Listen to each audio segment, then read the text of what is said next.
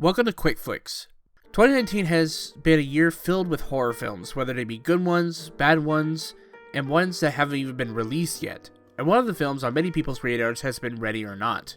Ready or Not follows Grace, played by Samara Weaving, as she is getting married into the Ladamus family. Think of them as an evil Milton Bradley.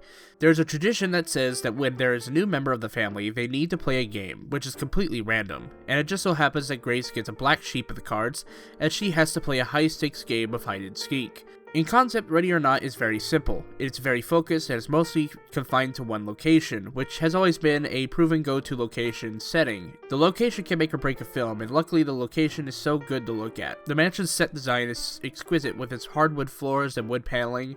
It is easily one of the best production aspects of the film, besides the gore. I find that a horror film is only as good as its lead. Think of Ellen Ripley in Alien or Ash Williams in Evil Dead, and luckily Samara Weaving plays one of the most enjoyable characters in the film. She plays this character so well and reacts accordingly to her environment.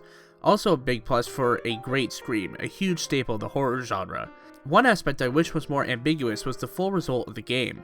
Sure, the game wraps up with a neatly and satisfying result. You could almost say that it's a bit of an explosive finale, because one of the questions posed by the film is whether the game is cursed or not for the family, and I wish it was a little bit more ambiguous. But still, even if it didn't do that, Ready or Not is an enjoyable horror thriller film with a surprising amount of supernatural horror as well. Ready or Not is a fine example of a fun and entertaining horror film without having to be too vulgar. It may not be my favorite horror film of the year, but it is one of the more memorably entertaining and comedic ones as well. I'm going to give Ready or Not a B.